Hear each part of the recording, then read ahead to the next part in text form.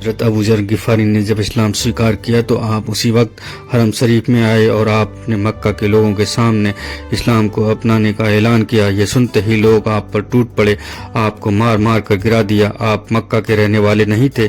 حضرت عباس نے آپ کو پہچان لیا تو آپ نے قریش کو بتایا کہ یہ قبیلہ غفار کا فرد ہے اور یہ قبیلہ تمہارے بیاپاری قافلوں کے راستے پر پڑتا ہے، اگر اسے کچھ ہو گیا تو تمہارے قافلے لے کر آنا جانا دوبر ہو جائے گا۔ تب لوگوں نے آپ کو چھوڑا۔ 3 سال تک گپت روپ سے اسلام کا پرچار اور پرسار ہوتا رہا۔ دار اکرم میں لوگ آتے اور چپ چاپ اسلام قبول کر لیتے۔ اب تک مسلمانوں کی سنکھیا 40 ہو گئی تھی۔ دار اکرم میں سب سے آخر میں مسلمان ہونے والے شخص حضرت عمر بن خطاب بن نفیل بن عبد العزہ تھے۔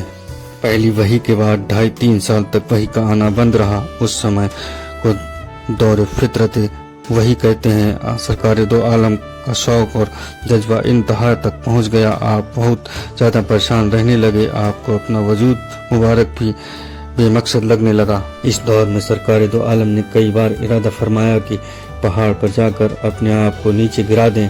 پھر ایک دن آپ چادر اوڑھ کر آرام فرما رہے تھے کہ حضرت جبرائیل علیہ السلام تشریف لائے اور آپ سرکار دو عالم سے فرمایا، اے چادر اوڑھنے والے، اٹھ کر لوگوں کو عذاب الہی سے ڈرا، اپنے رب کی بڑائی کر، اپنے کپڑوں کو پاک رکھ اور ہر طرح کی ناپاکی سے دور رہے۔ اس حکم کے ساتھ آپ کی ساری الجھنیں دور ہو گئیں۔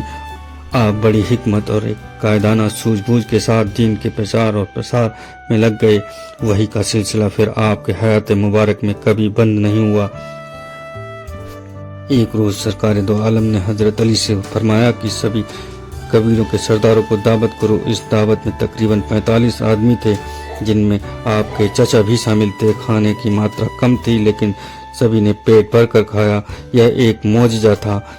جب حضور لوگوں سے بات کرنے کے لیے اٹھے تو ابو لہب بول پڑا کہ آج محمد نے بڑا جادو کیا ہے، اب اٹھو، اپنے اپنے گھر کو چلو۔ اس کے ساتھ ہی سب لوگ اٹھ کر چلے گئے۔ دوسرے دن پھر اسی طرح کی دعوت کا انتظام کیا گیا۔ سبھی قبیلوں کے لوگ جمع ہوئے۔ کھانے کے بعد آپ نے نبوت کا اعلان فرمایا، لوگوں کو خدا کی توحید کے بارے میں بتاتے ہوئے بت پرستی کو چھوڑنے کا حکم دیا، لوگوں کو اللہ کے عذاب سے ڈرایا اور حق کے راستہ دکھایا۔ لوگ چپ رہے، کسی نے کوئی آواز نہیں دی۔ اس پر حضرت علی بولے، میں ابھی چھوٹا اور کمزور ہوں لیکن میں ہمیشہ آپ کے ساتھ رہوں گا اور آپ کا ساتھ دوں گا۔ حضور اکرم نے حضرت علی کے گلے میں ہاتھ ڈال کر آپ کی گردن کا بوسہ لیا۔ صحیح مسلم میں ہے کہ ایک دن آپ کو صف پر تشریف لے گئے اور سبھی قبیلوں کے لوگوں کو نام لے کر بلایا۔ جب سبھی لوگ جمع ہو گئے تو آپ نے فرمایا، اگر میں تمہیں خبر دوں کہ پہاڑ کے دوسری اور ایک لشکر کھڑا ہے تو تم میری بات مانو گے؟ سبھی نے ایک سور میں کہا، آپ نے کبھی جھوٹ نہیں بولا، آپ امین ہیں، ہم سبھی آپ کی بات پر اعتبار کرتے ہیں۔